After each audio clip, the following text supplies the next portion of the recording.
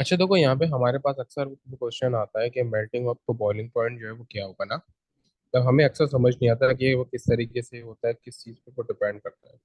देखो, मेल्टिंग और वो बॉइलिंग पॉइंट सोली डिपेंड करते हैं ऑन इंटरमोलिकुलर फोर्सेस ना। कौन सी फोर्सेस पे डिपेंड करता है? इंटरमोलिकुलर फोर्सेस पर डिपेंड करता है, ठीक है। और किस तरीके से वो होता है, देखो जिस तरह रेड से मेरे पास है HCl। अब जो HCl है ना, अब इसमें इंटर और इंट्रा कौन सी फोर्सेस होती है? HCl है, H और Cl का बॉन्ड है, दो HCl है ना, इस पर तो तीन HCl बनाती है। अब जो इन बिटवीन जो फोर्सेस अट्रैक्शन होती है ना, इनको बोलते हैं इंट्रा। यानी जैसे यहाँ पे HCl है तो ये कोवेलेंट है, ठीक है। और जो इन बिटवीन टू कंपाउंड्स होती है ना, जैसे HCl है, अब क्या है, जो Cl है इस पे पार्शियल को नेगेटिव चार्ज है, H पे पार्शियल पॉजिटिव होंगे। Cl की जो इलेक्ट्रोनेगेटिविटी है वो बहुत ज्यादा है, जो Cl है उसकी इलेक्ट्रोनेगेटिविटी बहुत ज्यादा है। तो जो सारे Cl हैं, उन सब पे पार्शियल नेगेटिव आएगा। H की बहुत कम है, तो इन दोनों का इलेक्ट्रोनेगेटिविटी का डिफरेंस बहुत ज्यादा है। जैसे पार्शियल पॉजिटिव आएगा, पार्शियल नेगेटिव और पार्शियल पॉजिटिव, इस तरीके से चार्ज आ जाएगा। अब होता है क्या है कि ये पार्शियल नेगेटिव अपने नेबरिंग वाले पार्शियल पॉजिटिव से अट्रैक्शन क्रिएट करता है, और ये पार्शियल नेगेटिव अपने नेबरिंग वाले पार्शियल पॉजिटिव से अट्रैक्शन क्रिएट करता है। इसको बोलते हैं इंटरमॉलिक्यूलर फोर्सेस। इसको क्या बोलते हैं? Inter molecular forces. Intermolecular force आपकी मेल्टिंग और बॉइलिंग पॉइंट इसके ऊपर डिपेंड करती है कि आपकी इंटरमॉलिक्यूलर फोर्स यानी इन बिटवीन टू वो मॉलिक्यूल्स कौन सी फोर्स एग्जिस्ट करती है, ठीक है। जिस तरह वो सॉलिड होता है ना, सॉलिड में दो कंपाउंड्स या दो पार्टिकल हीट किया तो दूर दूर चले गए, फिर और हीट किया तो और दूर दूर चले गए। तो क्या हो रहा है कि ये अट्रैक्टिव फोर्सेस वीक हो रही है, इंटरमॉलिक्यूलर फोर्सेस वीक हो रही है। अब देखो, वो होता है क्या है कि हर कंपाउंड में अलग टाइप की फोर्सेस होती है। हर कंपाउंड में अलग टाइप की फोर्सेस होती हैं।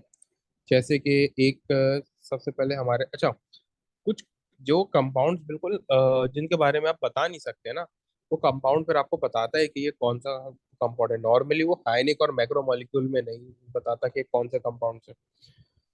देखो, हमने हाइनिक के बारे में पढ़ा है, हमने कोवेलेंट की एक टाइप होती है, ठीक है। पहले उसके बारे में बात करते हैं, फिर उसके बाद इनकी करेक्टरिस्टिक्स पढ़ते हैं। कोवेलेंट कंपाउंड की दो टाइप होती है। कोवेलेंट कंपाउंड्स की दो टाइप होती हैं, ठीक है।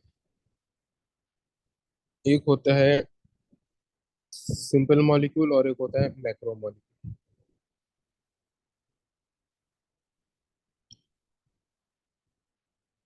एक होता है वो सिंपल मॉलिक्यूल और एक होता है मैक्रो मॉलिक्यूल, सही है।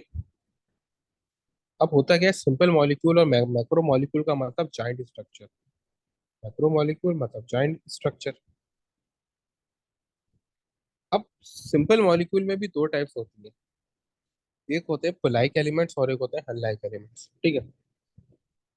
और अब सिंपल मॉलिक्यूल का क्या है, सिंपल सिंपल मॉलिक्यूल में नॉर्मली इंड्यूस वो डायपोल एग्जिस्ट करता है। अगर परमानेंट डायपोल एग्जिस्ट वो करता भी है तो उसको भी इतना ज्यादा कोई इफेक्ट प्रोड्यूस वो कर नहीं पाता। अब उसके बारे में जरा वो बात करते हैं। सिंपल मॉलिक्यूल की फर्दर, अभी पहले ये मैक्रो मॉलिक्यूल्स पढ़ लेते हैं, फिर सिंपल मॉलिक्यूल्स की फर्दर दो टाइप्स हैं, उस तरीके से करेंगे। अभी क्या, कोवलेंट कंपाउंड दो टाइप्स हैं, एक सिंपल मॉलिक्यूल और एक मैक्रो मॉलिक्यूल, यानी कि जाइंट स्ट्रक्चर। जाइंट स्ट्रक्चर जैसे कि दो, एक तो जाइंट स्ट्रक्चर एलिमेंट का होता है, एक तो जाइंट स्ट्रक्चर एलिमेंट का है, ठीक है। इस तरीके से मेरे पास सिलिकॉन आ गया। सिलिकॉन का जाइंट स्ट्रक्चर होता है ना। अब एक सिलिकॉन दूसरे सिलिकॉन से किस तरह कनेक्टेड होता है? जैसे मैंने बहुत सारे सिलिकॉन बना दिए, चार सिलिकॉन है, तो एक सिलिकॉन दूसरे सिलिकॉन की से जो इंटरमॉलिक्यूलर फोर्सेस होती है ना, एक सिलिकॉन की दूसरे सिलिकॉन से जो इंटरमॉलिक्यूलर फोर्सेस होती है, इसको हम बोलते हैं कोवेलेंट। यानी कि नॉर्मली तो बॉन्डिंग कोवेलेंट होती है, लेकिन यहाँ पर इंटरमॉलिक्यूलर फोर्सेस के कोवेलेंट है। एक सिलिकॉन से दूसरे सिलिकॉन जो इंटरमॉलिक्यूलर फोर्सेस है वो क्या है? कोवेलेंट। और ये क्या है? ये इंटरमॉलिक्यूलर फोर्स है।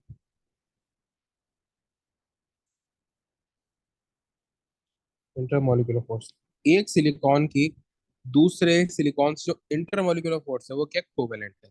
अब इसी तरीके से इसमें एक टाइप आती है कंपाउंड की। कंपाउंड में सिलिकॉन ऑक्साइड सिलिकॉन डाइऑक्साइड से अच्छी कोई एग्जाम्पल नहीं है, ऐसा ही होता है। ठीक है, ये क्या होता है, ये कंपाउंड होता है। ठीक है,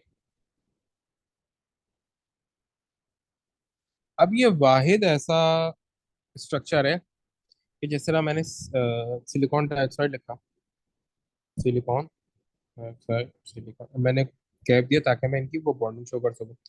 ये क्या है, ये इनकी बॉन्डिंग है सिलिकॉन और ऑक्सीजन की। अब क्या है, सिलिकॉन भी नॉर्मली वो नॉन मेटल होता है, ऑक्सीजन भी नॉन मेटल है, तो इनके दरमियान वो बॉन्डिंग कौन सी होगी, ऑब्वियस सी बात है कि कोवेलेंट होगी। कौन सी इनके दरमियान बॉन्डिंग है, कोवेलेंट। कौन सी बॉन्डिंग है, कोवेलेंट। लेकिन ये जो दो सिलिकॉन है,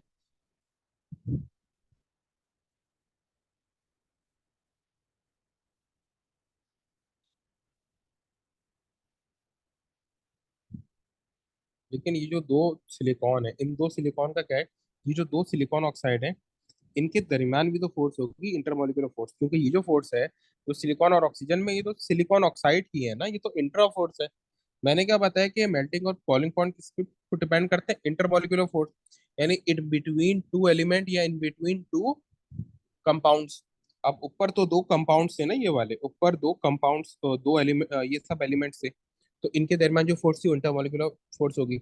अब यहाँ पे तो ये कंपाउंड है, कंपाउंड के जो अंदर होती है वो बॉन्डिंग होती है ना, ये क्या है, ये बॉन्डिंग है। ठीक है, इसमें ये कोवेलेंट कंपाउंड है, बॉन्डिंग कौन सी, कोवेलेंट। और इसकी जो इंटरमोलिकुलर फोर्स है, यानी कि एक सिलिकॉन ऑक्साइड की दूसरे सिलिकॉन ऑक्साइड से जो फोर्स है, एक सिलिकॉन की, जैसे एक ये सिलिकॉन का ये सिलिकॉन ऑक्साइड पार्टिकल है, और ये दूसरा सिलिकॉन ऑक्साइड का पार्टिकल है। ठीक है,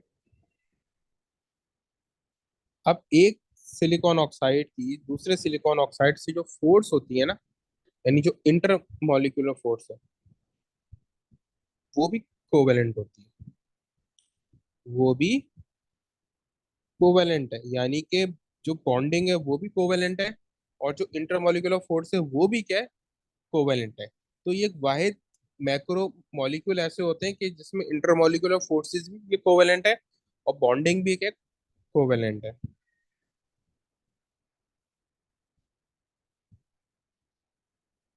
Macromolecules are the only type of are the only compounds that has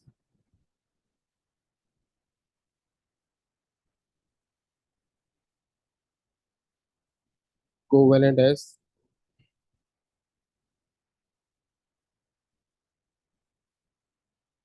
intermolecular forces, and that has covalent as intermolecular forces and as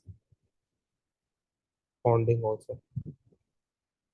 यानी क्या है, कोवलेंट जो है उसमें कंपाउंड भी और यानी कि बॉन्डिंग भी और इंटरमॉलिक्यूलर फोर्सेस भी है। इस तरीके से जैसे कि मेरे पास दो हैं, दो सिलिकॉन ऑक्साइड है, ये एक सिलिकॉन ऑक्साइड है, ये दूसरा सिलिकॉन ऑक्साइड है, इन दो के दरमियान जो फोर्स है वो कहलाती है इंटरमॉलिक्यूलर फोर्स। और जो सिलिकॉन ऑक्साइड के जो विद इन सिलिकॉन ऑक्साइड है वो क्या कहलाती है, बॉन्डिंग। वो क्या कहलाती है, bonding force between two silicon oxides are intermolecular force.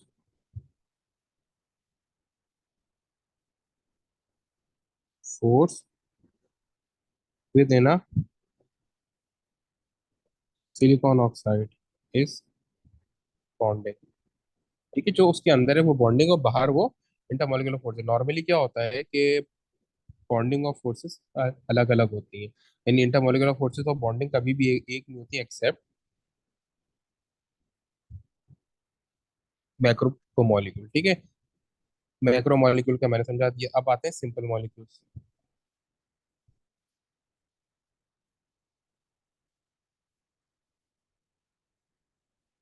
Simple molecules की दो टाइप्स होती हैं अगेन। सिंपल मॉलिक्यूल्स की दो टाइप्स होती हैं अगेन। सिंपल मॉलिक्यूल्स की एक टाइप क्या होती है?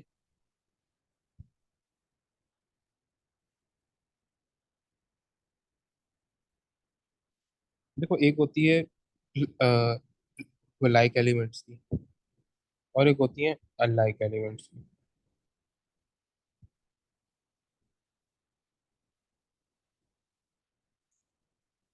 एक होती है लाइक एलिमेंट्स की और एक होती है अनलाइक एलिमेंट्स की। एक क्या होती है लाइक एलिमेंट्स की और एक क्या होती है अनलाइक एलिमेंट्स की। अब देखो, जो लाइक एलिमेंट्स की होती है वो जैसे क्या है, Cl2 हो, Cl है, यानी Cl2 हो गया। ये मेरा क्या है? ये कोवेलेंट है, कोवेलेंट सिंपल मॉलिक्यूल है, यानी लाइक एलिमेंट्स है। इसी तरीके से मेरे पास हो गया Pr2 हो गया। ठीक है, O2 हो गया। ये सब क्या है? ये सिंपल मॉलिक्यूल है। इन सिंपल मॉलिक्यूल में इंड्यूस डायपोल फोर्स होती है, जो मैंने आपको इंटरमॉलिक्यूलर फोर्सेस में पढ़ाई थी। कौन सी फोर्स होती है? इंटरमॉलिक्यूलर फोर्स कौन सी है? इंड्यूस्ड। बस इंड्यूस के इंड्यूस भी बोलते हैं और वंडरवॉल भी बोलते हैं। दोनों नाम है ना, इंड्यूस भी बोलते हैं और वंडरवॉल भी बोलते हैं। इसी तरीके से जो हल्लाइक एलिमेंट्स होते हैं, उनमें दो फोर्सेस होती हैं। जैसा HCl हो गया, HF हो गया, HBr हो गया। ये सब सिंपल मॉलिक्यूल होते हैं। ठीक है। इनमें इंटरमॉलिक्यूलर फोर्सेस दो होती हैं, दो टाइप की होती है ना इनमें। एक होती है मेरी इंड्यूस को डायपोल, एक होती है मेरी इंड्यूस को डायपोल, और सेकेंडली होती है वही परमानेंट डायपोल। एक तो इंड्यूस डायपोल्स होते हैं और एक परमानेंट डायपोल होते हैं। इसमें सिर्फ एक ही होती है, इंड्यूस डायपोल होती है बस। वंडर वॉल अगर मैं स्लैश करके लिखूंगा आपको समझ आएगा कि शायद दो फोर्स होते हैं। इंड्यूस डायपोल है इसमें, जिसमें सेम एलिमेंट है ना, क्योंकि इसमें कोई चार्जेस क्रिएट हो नहीं सकते ना। Cl है, भले ही Cl की इलेक्ट्रॉन नेगेटिविटी बहुत कम है, लेकिन दोनों एक दूसरे के फोर्सेस, दोनों एक दूसरे को एक ही फोर्स से वो पुल कर रहे हैं। तो डायपोल किस बात के आएंगे? डायपोल तो उस वक्त आते हैं जब एक इलेक्ट्रोनेगेटिव हद से ज्यादा, जो एक इलेक्ट्रोनेगेटिव है वो हद से ज्यादा, एक की हद से ज्यादा इलेक्ट्रोनेगेटिविटी और दूसरे की वो कम हो। तो जिसकी इलेक्ट्रोनेगेटिविटी है उसको हटा कर लेता है। तो इस तरह से इसके ऊपर पार्शियल वो चार्जेस आते हैं, जिस तरह HCl में आते हैं। Cl की हद से ज्यादा इलेक्ट्रोनेगेटिविटी है, H की बहुत तो कम है। तो Cl क्या करते हैं, H के इलेक्ट्रॉन को खींच लेता है, जिस वजह से Cl के ऊपर पार्शियल नेगेटिव यानी डायपोल आ जाते हैं। और H के ऊपर पार्शियल पॉजिटिव यानी कि दूसरा दूसरा डायपोल, ये पॉजिटिव पॉजिटिव ये डायपोल इसके ऊपर आ जाता है। अब ये क्या है, ये दोनों टाइप्स हैं किसकी? कोवेलेंट कंपाउंड की। एक है मैक्रो मॉलिक्यूल्स में क्या है, इंटरमॉलिक्यूलर, इसमें भी क्या था, एक थे एलिमेंट्स। अगर दो एलिमेंट साथ मिल रहे हैं, तो अब दो दो एलिमेंट साथ मिल रहे हैं ना, अब वो बॉन्ड नहीं बना रहे, बस वो साथ मिल रहे हैं। जब वो साथ मिल रहे हैं तो उनके दरमियान जो इंटरमॉलिक्यूलर फोर्स है वो कौन सी? कोवेलेंट है। ठीक है, हालांकि कोवेलेंट को बॉन्डिंग हमने अभी तक पढ़ी है खाली, लेकिन यहाँ पे इंटरमॉलिक्यूलर फोर्सेस को बॉन्डिंग है। इसी तरीके से जो ये कंपाउंड्स आते हैं वो मैक्रोमॉलिक्यूल, जिस तरह ये सिलिकॉन डाइऑक्साइड है, इसमें बॉन्डिंग भी कोवेलेंट होती है और इंटरमॉलिक्यूलर फोर्सेस भी कोवेलेंट होती है। ठीक है। फिर इसी तरीके से वो दूसरी टाइप है इसकी, सिंपल मॉलिक्यूल कोवेलेंट कंपाउंड्स की। उसमें क्या होता है, पोलाइक एलिमेंट्स जो होते हैं उसमें इंड्यूस पोटेपोल, जिसमें जैसे आपके Cl2 Br2 हो। ठीक है। इसी तरीके से आपके सिंपल मॉलिक्यूल में आते हैं हल्लाइक एलिमेंट्स। ये होते हैं HCl, HF, HBr एटसेट्रा। ये भी क्या होते हैं, इनमें इंटरमॉलिक्यूलर फोर्सेज होती है। एक तो इंड्यूस पोटेपोल तो हर एक में होगी। सेकेंडली, क्योंकि इनकी इलेक्ट्रोनेगेटिविटी का काफी डिफरेंस होता है, तो इसमें परमानेंट डायपोल भी बनते हैं। क्या बनते हैं इसमें?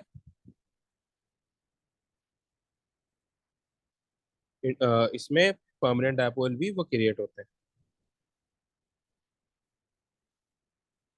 सही है।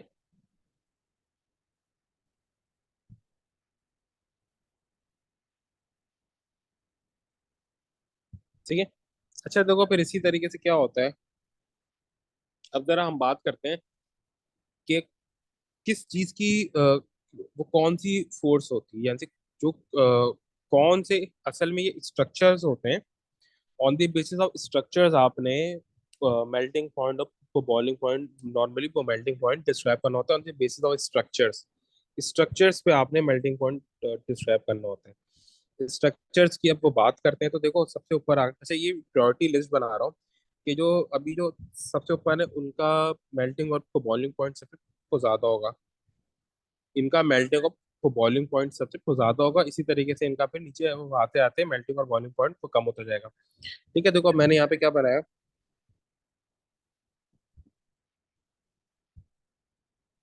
Priority list of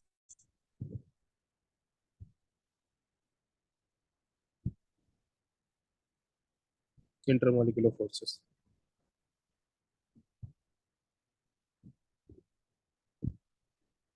on the basis of their structure.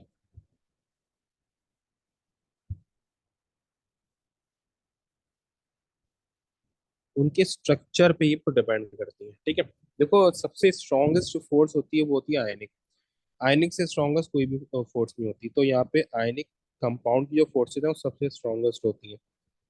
Ionic compound की फोर्सेस सबसे स्ट्रॉन्गेस्ट होती हैं, जिसमें सबसे, और आयनिक कंपाउंड की जो इंटरमोलिकुलर फोर्सेस होती हैं ना वो होती हैं इलेक्ट्रोस्टैटिक। ये क्या बोलते हैं, ये इलेक्ट्रोस्टैटिक फोर्सेस होती है, जिसको आपने ये होली या आईजीसीएसई में उससे पढ़ा होगा, एज ए अट्रैक्टिव वो फोर्सेस पढ़ा होगा, इलेक्ट्रोस्टैटिक फोर्सेस होती है। सही है, क्या होती है, इलेक्ट्रोस्टैटिक फोर्सेस होती है। इसी तरीके से फिर आयनिक कंपाउंड है आपके पास, तो फिर आते हैं कोवेलेंट कंपाउंड। अब कोवेलेंट कंपाउंड्स की दो टाइप है यहाँ पे। कोवेलेंट कंपाउंड्स में आएगा मैक्रोमोलिक्यूल, ठीक है, सेकंड पे, क्योंकि इसकी इंटरमोलिकुलर फोर्सेस क्या होती है, कोवेलेंट। इसमें क्या आएगा, मैक्रोमोलिक्यूल आएगा।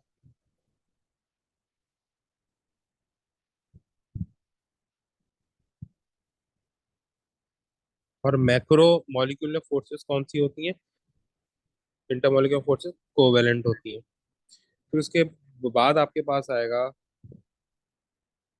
थर्ड पे मेटल्स। मेटल्स का सबको पता है, मेटेलिक वो बॉन्डिंग होती है, ठीक है, इसमें तो और कोई फोर्स होती ही नहीं है, सिर्फ मेटेलिक बॉन्ड्स होते हैं। ठीक है, मेटल्स। फोर्थ पे आता है आपके पास जो फोर्स सबसे स्ट्रॉन्ग है वो होती है हाइड्रोजन बॉन्डिंग फोर्स। फोर्थ पे जो फोर्स आती है वो आती है हाइड्रोजन बॉन्डिंग।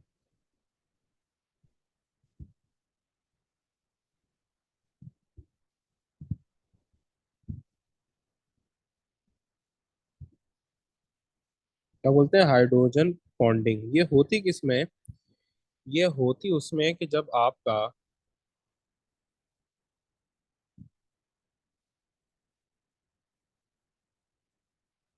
हाइड्रोजन का बॉन्ड बने इनमें से, when hydrogen is bonded to fluorine, oxygen और नाइट्रोजन, तो क्या होता है, हाइड्रोजन को बॉन्डिंग होती है। ये फोर्थ पे आती है, आपकी किस पे आती है, ये आपके फोर्थ पे आती है। इसी तरह से फिर फिफ्थ पे आपके पास आती है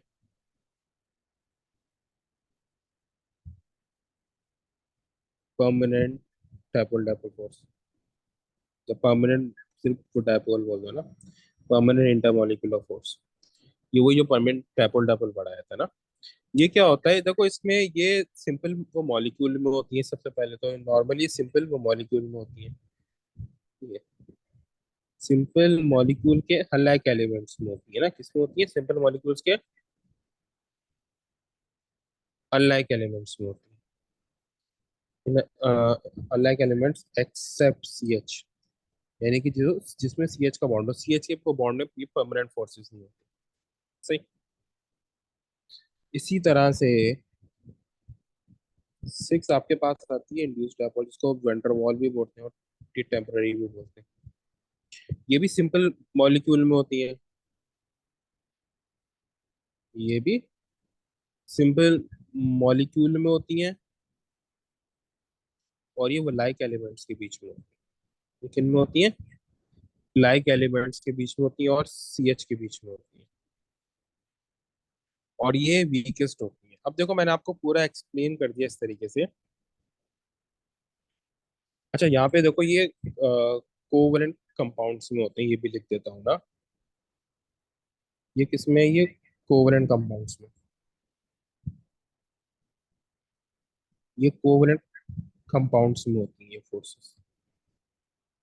और ये तो मैंने वो लिख ही दिया। ठीक है, ये यानी सिंपल मॉलिक्यूल्स यानी कि इसके कोवलेंट कंपाउंड्स में होती है सिंपल कोमोलिक्यूल के। ठीक है, इस तरीके से ये तीनों फोर्सेस जो है 4 5 6, hydrogen bonding, permanent intermolecular forces और इंड्यूस्ड इंटरमॉलिक्यूलर फोर्सेस, ये सब कोवेलेंट में होते हैं। तभी तो मैंने यहाँ पे लिखा है कि ये सिंपल वो मॉलिक्यूल होते हैं। ठीक है, मैं यहाँ पे लिख देता हूँ ताकि कोई कंफ्यूजन ना हो।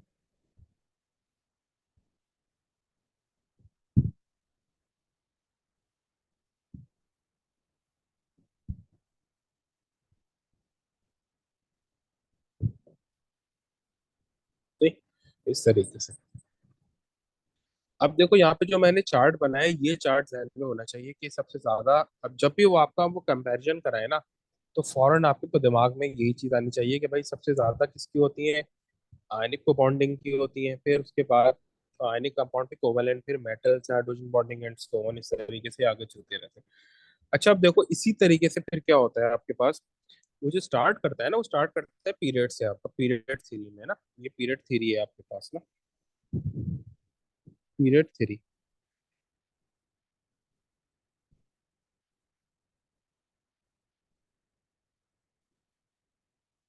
तो किससे वो स्टार्ट करता है, वो पीरियड थ्री से स्टार्ट करता है आपका, सही है। पीरियड थ्री में आपके पास आता है sodium, magnesium, aluminium, silicon, phosphorus, sulphur, chlorine और आर्गन। अच्छा, ये तो देखो कि मैंने ये चार शुरू के तीन एक ग्रुप में लिखे हैं, एक साथ लिखे हैं, फिर गैप देके सिलिकॉन लिखा है, फिर गैप देके फास्फोरस, सल्फर, क्लोरीन और आर्गन लिखा है, सही। अब जो शुरू के तीन होते हैं ना, ये होते हैं मेटल्स। तो इन बिटवीन दीज मेरे पास फोर्स कौन सी होगी, मेटेलिक बॉन्डिंग, मेटेलिक बॉन्ड होगा, ठीक है। और सिलिकॉन होता है मैक्रोमोलिक्यूल। सिलिकॉन क्या होता है, मैक्रोमोलिक्यूल, और इसमें कोवैलेंट बॉन्डिंग होती है इंटरमोलिक्यूलर फोर्सेस, ठीक है। अभी देखो ये एलिमेंट है सारे, कोई वो कंपाउंड नहीं है। इसी तरीके से ये फास्फोरस है। अब ये जो दो नॉन मेटल, और ये सारे कौन से हैं, यानी कि क्लोरीन से क्लोरीन की, यानी कि अगर मैं Cl2 की बात करूं, S2 की फोर्सेस की बात करूं ना, इसमें होते हैं इंड्यूस्ड डायपोल। ये होते हैं सिंपल मॉलिक्यूल, सिंपल मॉलिक्यूल में भी होते हैं वो लाइक्स वाले, यानी लाइक एलिमेंट वाले ना, इनमें होता है इंड्यूस्ड डायपोल। क्या होती है, इंड्यूस्ड फोर्सेस होती है। तो अगर मैं इनका अभी अगर चार्ट बनाऊं,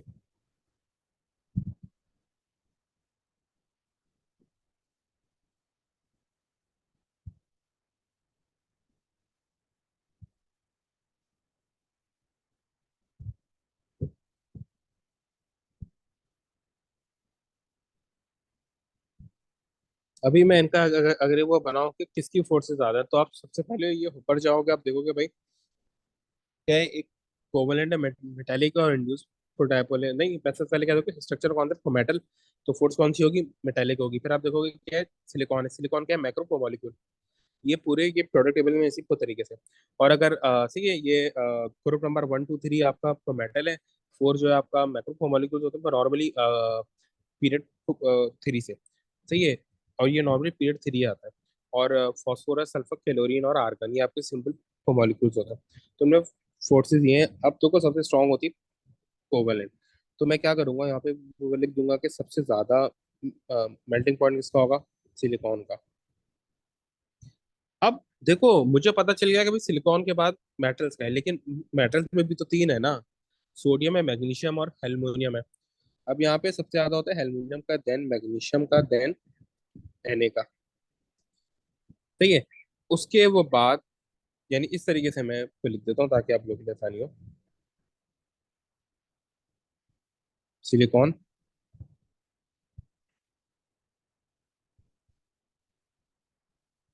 मैक्रो मॉलिक्यूल्स का सबसे ज्यादा है इस यहाँ पे, देन मेटेलिक मेटल्स का है, देन सिंपल मॉलिक्यूल्स यानी नॉन मेटल्स का है, ठीक है।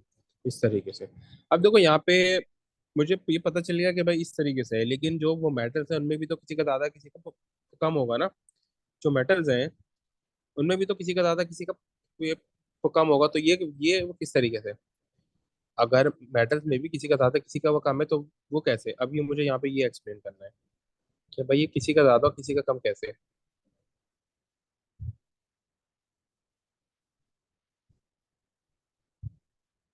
तो देखो उसका रीजन क्या है। अभी मैंने तीन वो मेटल्स लिखता हूँ मैं, Na, Mg और Al। देखो ये डिपेंड करता है कि चार्ज क्या है। यानी कि जब ये मेटेलिक बॉन्डिंग वो बनती है तो मेटेलिक बॉन्डिंग दो चीजों पे डिपेंड करती है ना, एक नंबर ऑफ चार्ज और एक साइज।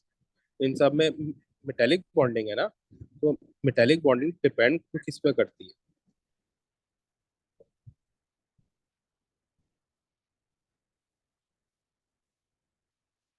मेटेलिक बॉन्डिंग डिपेंड किस पे करती है?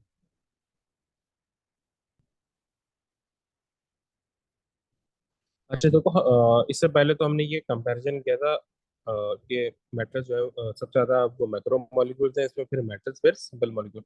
लेकिन तीन यहाँ पे प्रो मेटल्स आ रहे हैं, सोडियम, मैग्नीशियम, एल्यूमिनियम। अब इन तीन में से भी तो एक की सबसे ज्यादा होगी, फिर एक की कम और एक की और वो कम होगी, तो वो कैसे होगा? देखो इन इन बिटवीन दीज थ्री हमारे पास जो फोर्स ये एग्जिस्ट करती है, इंटरमोलिकुलर फोर्स, वो करती है metallic bond. In between these three हमारे पास मेटेलिक बॉन्ड एग्जिस्ट करता है। तो मेटेलिक बॉन्ड डिपेंड किस पे किन पे करता है?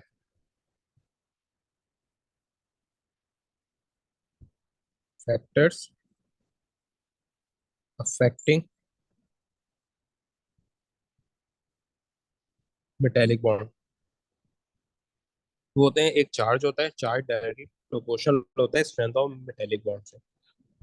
Charge directly proportional to metallic bond. ठीक है, मेटेलिक बॉन्ड से डायरेक्टली प्रोपोर्शनल है चार्ज। सही। उसके बाद जो सेकंड चीज होती है वो होती है आपका साइज। लेकिन साइज जो होता है वो इनवर्सली प्रोपोर्शनल होता है मेटेलिक बॉन्ड से। साइज क्या होता है? मेटेलिक बॉन्ड से इनवर्सली प्रोपोर्शनल होता है, सही है, डायरेक्टली नहीं होता। तो अब देखो होता है कि मेटेलिक बॉन्ड के, जाहिर सी बात है, तीन इलेक्ट्रॉन्स मतलब खुद ही होते हैं। तो एल्यूमिनियम को किस में चेंज होता है? एल्यूमिनियम चेंज होता है Al3 प्लस में। मैग्नीशियम चेंज होता है Mg2 प्लस में। एंड चेंज यूज करते हैं जब ये आयंस की फॉर्म में आते हैं।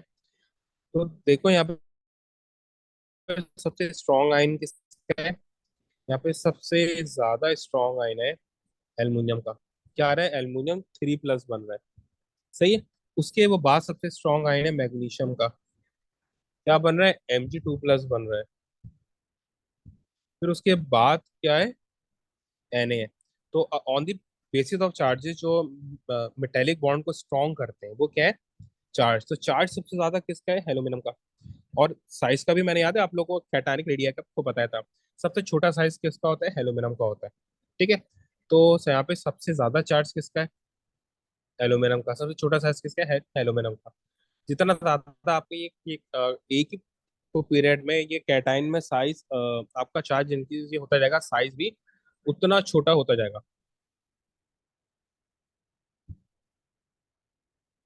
सही है।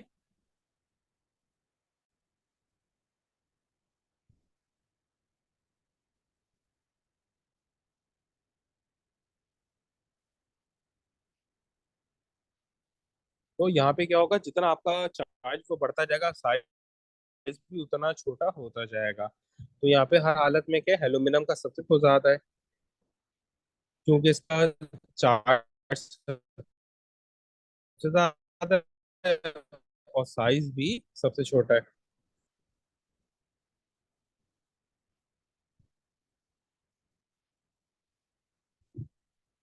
सोडियम। ठीक है। अब इसी तरीके से ये तो मेरे पास किसका हो गया? मेटल। ठीक है। तो नॉन मेटल्स में क्या होता है?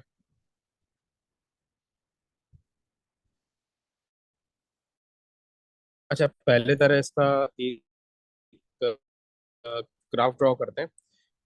ग्राफ देखो, अगर मैं इसका ग्राफ ड्रॉ करूँ ना,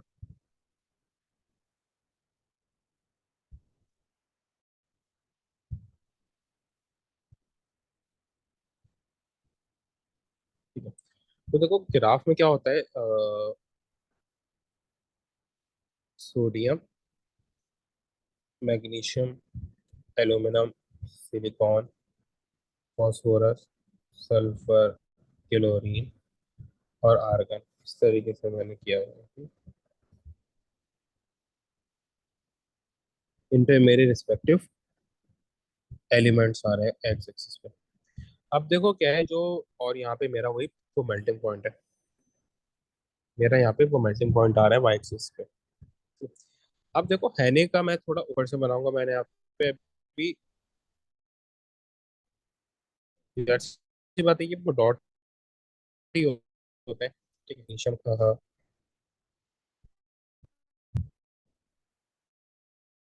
मैग्नीशियम का ये बनाया मैंने, एल्युमिनियम का ये बनाया मैंने, सिलिकॉन का ये मैंने बनाया, फॉस्फोरस का।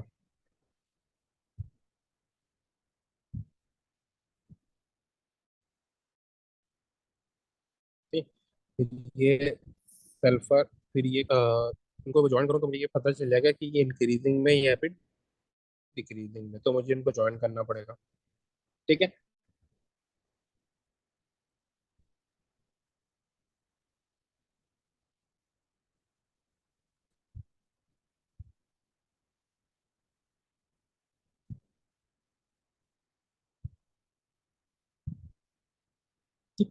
इस तरीके से ये होता है आपका ग्राफ ना।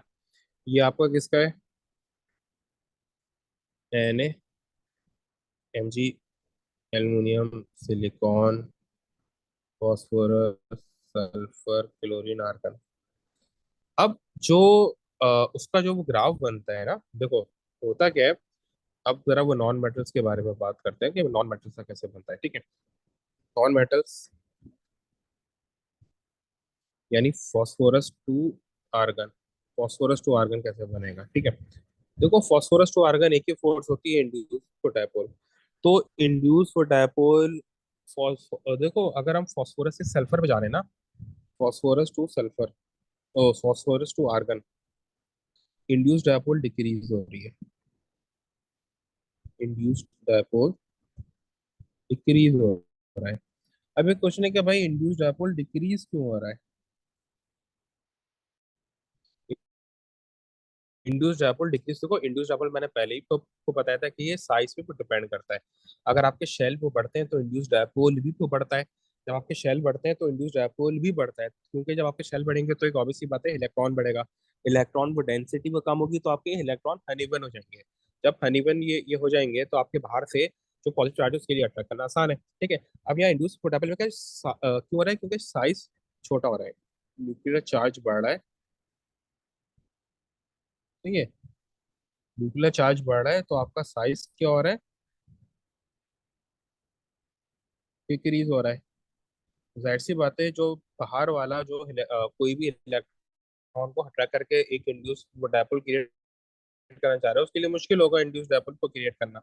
ठीक है। इंड्यूस डायपोल क्या होता है? जब साइज फॉस्फोरस से आर्गन डिक्रीज हो रहा है, क्यों? क्योंकि न्यूक्लियर चार्ज इंक्रीज हो रहा है, तो आपका साइज डिक्रीज हो रहा है। साइज डिक्रीज होगा तो ऑब्वियसली बात है, जो बाहर से कोई अट्रैक्ट कर रहा है उसके लिए वैलेंस इलेक्ट्रॉन को अट्रैक्ट करना मुश्किल होगा। ठीक है। अब देखो इसी तरीके से क्या है, यहाँ पर ये डिक्रीज हो रहा है, मेल्टिंग पॉइंट डिक्रीज हो रहा है ना। अगर मैं फॉस्फोरस और आर्गन को देखूं सिर्फ, तो मेल्टिंग पॉइंट डिक्रीज हो रहा है। अगर मैं फॉस्फोरस और ये आर्गन को देखूं तो मेल्टिंग पॉइंट डिक्रीज हो रहा है। लेकिन फॉस्फोरस से सल्फर पर एक छोटा सा इंक्रीज आ रहा है। ठीक है, ये तो मैंने बता दिया कि भाई फॉस्फोरस से आर्गन डिक्रीज क्यों हो रहा है, ये मैंने बता दिया। ठीक है, क्योंकि इंड्यूस्ड डायपोल डिक्रीज है। ठीक है,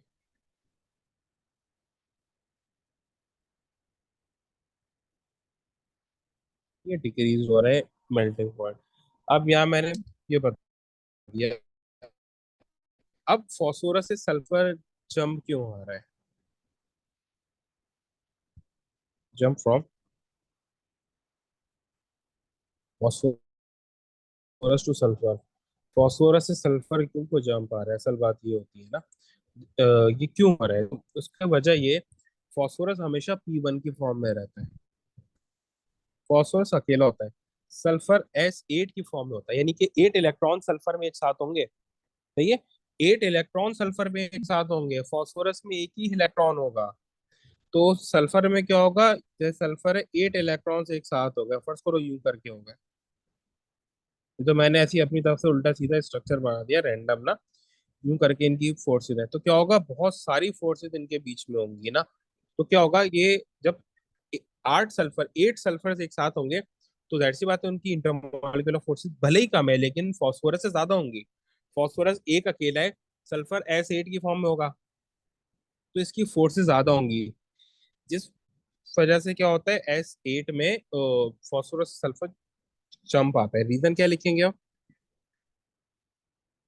S sulphur exist S S8 while phosphorus only exists as monoatomic. So S8 has more induced dipole.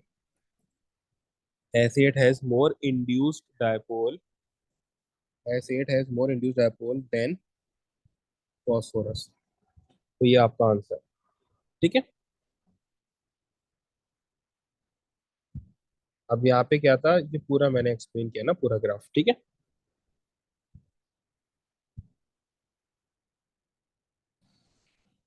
अच्छा अब देखो यहाँ पे क्या है, फर्स्ट क्वेश्चन हमारे पास क्या है, मेल्टिंग बॉइलिंग पॉइंट का।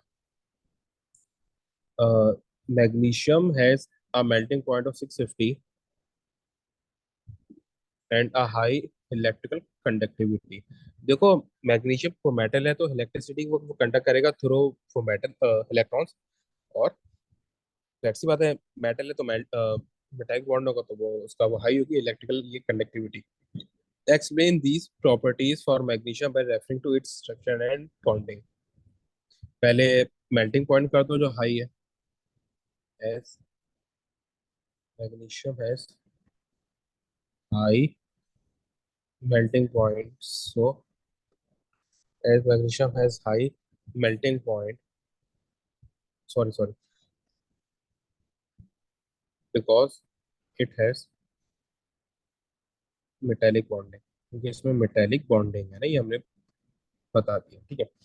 और इसी तरीके से it can conduct electricity, it can conduct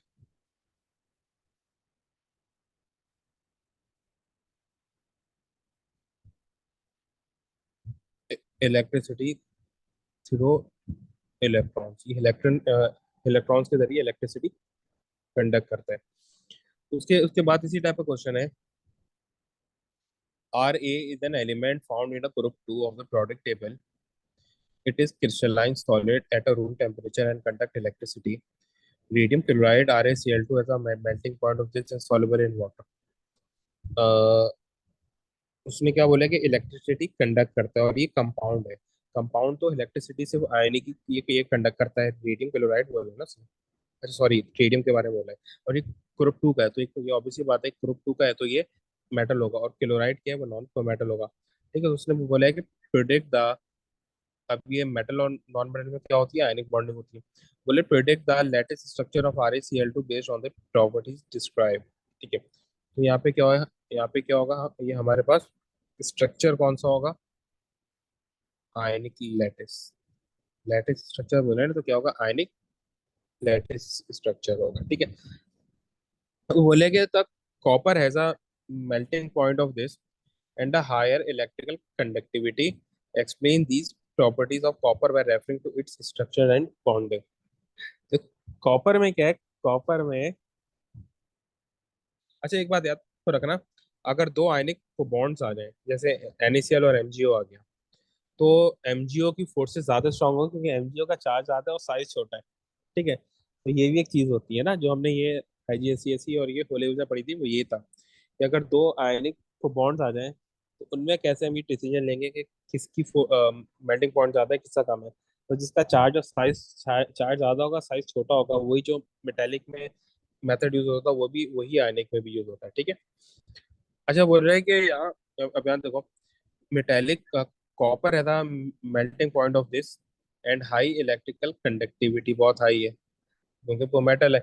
explain these properties by referring to its structure, exactly same जो हम ये हमने ऊपर लिखा है मैग्नीशियम के लिए। As magnesium is a metal so it has high, as magnesium has high melting point because it has metallic bonding or it can conduct electricity through electrons। वो मेटल है तो थ्रू इलेक्ट्रॉन इलेक्ट्रिसिटी कंडक्ट कर लेगा। उसके बाद बोले period three elements in the compound show the trends in their physical properties on 2.1 sketch a graph to show that the melting point of the first five elements in the ये period three, ये हमने बिल्कुल अभी अभी किया है ना।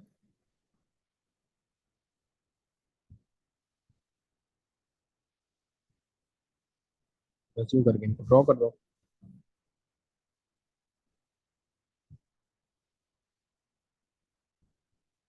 ऐसे।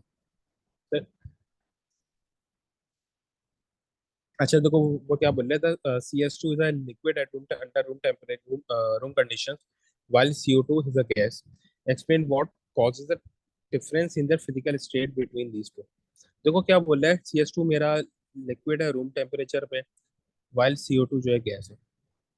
CS2 मेरा वो लिक्विड है और वो गैस है। देखो उसका रीजन क्या है, हम ये वो बोलेंगे कि भाई जो CS2 है, देखो उसके ना दो रीजन होते हैं। एक तो क्या है, देखो CS2 की डायपोल ज्यादा स्ट्रांग हो गए, CS2 has a more stronger dipole forces than CO2। उसका वो रीजन है, देखो रीजन ये है कि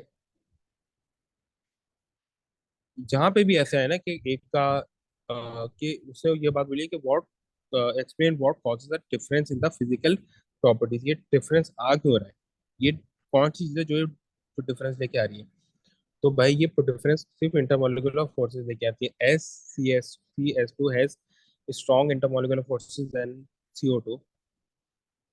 S C S two has strong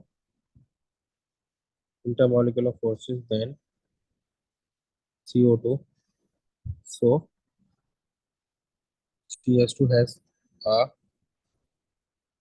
तो CS2 has a higher, क्योंकि अभी तक वो बॉइल नहीं हुआ ना, has a higher boiling point. Boiling point high है, अगर इसका ये बॉइलिंग पॉइंट CO2 के जितना होता तो वो भी वो बॉइल होकर गैस बन जाता, क्योंकि CS2 का इंटरमोलिकुलर फोर्सेस बहुत हाई थी तो उसका बॉइलिंग पॉइंट ज्यादा है, ठीक है। सर आप दोबारा एक्सप्लेन कर सकते हैं कुछ? देखो उसने क्या बोला है यहाँ पे, उसने ये बात बोली है कि एज सी एस टू मेरा लिक्विड है रूम टेम्परेचर पे, वाइल CO2 गैस है। CS2 is a liquid at room temperature, but CO2 is a gas। Explain what causes the difference in the physical properties between CS2 and O2। यानी कि जो पूरा हो रहा है कि CS2 स्टिल लिक्विड है और CO2 गैस को बन जाता है रूम टेम्परेचर ना, तो ये क्यों है। उसका रीजन क्या है कि जब भी आपका देखो, अब इसका ये पता है क्या मतलब है, इसका मतलब है कि CS2 का बॉइलिंग पॉइंट बहुत वो लो है और इसका बॉइलिंग पॉइंट हाई है एज कम्पेयर टू CO2। अगर इसका बॉइलिंग पॉइंट लो है CO2 का, तभी तो वो किस में चेंज हो रहा है, तभी तो वो जल्दी गैस में चेंज हो रहा है, वो बॉयल हो रहा है, लिक्विड से गैस में चेंज हो रहा है। वाइल CS2 का बॉइलिंग पॉइंट हाई है, तभी तो वो रूम बॉइलिंग पॉइंट हाई है एज कम्पेयर टू CO2, तभी तो वो चेंज नहीं हो रहा है इनटू गैस ना, लिक्विड से गैस चेंज नहीं हो रहा है रूम टेम्परेचर, ठीक है। तो अब यहाँ पे क्या लिखूंगा, एक ही वो रीजन होता है भाई, इंटरमोलिकुलर फोर्सेस जो है, as CS2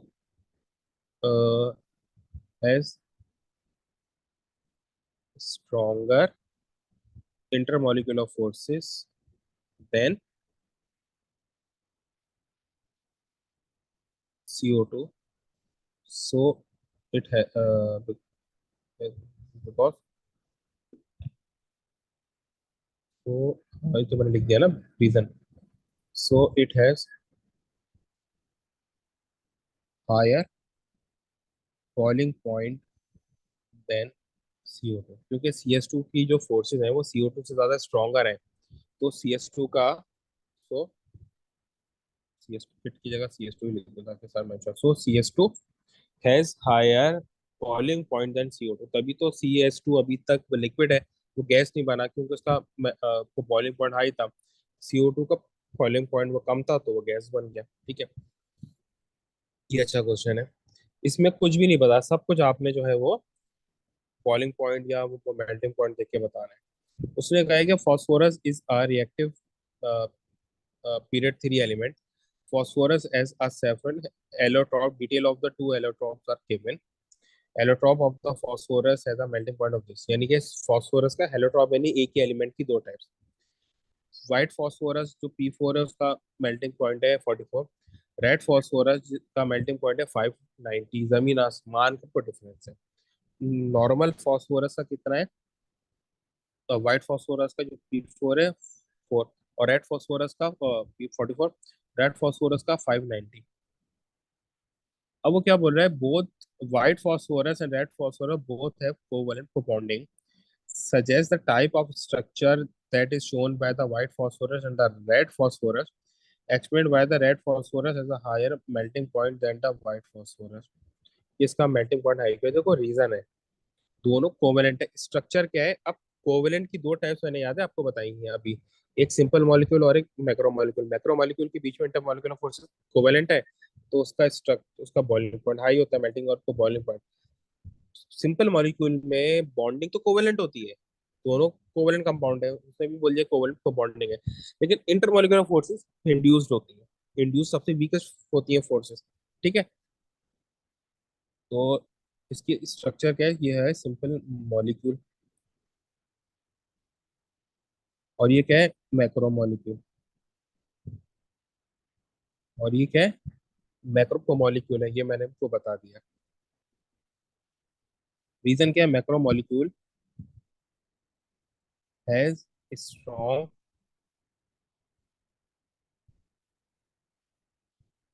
covalent forces as intermolecular forces, intermolecular forces while. आपने ये पूरा मतलब आपको लिखना है, ये IMF आपने नहीं, मतलब ये को लिखना है, पूरा इंटरमॉलिक्यूलर फोर्सेस वो लिखना है। वाइल सिंपल मॉलिक्यूल, अच्छा मैंने सिंपल मॉलिक्यूल लिख दिया, आप ये व्हाइट फॉस्फोरस लिखना। ठीक है, while simple molecule has weakest induced dipole forces, induce intermolecular force. ये रीजन है मेरा। सही।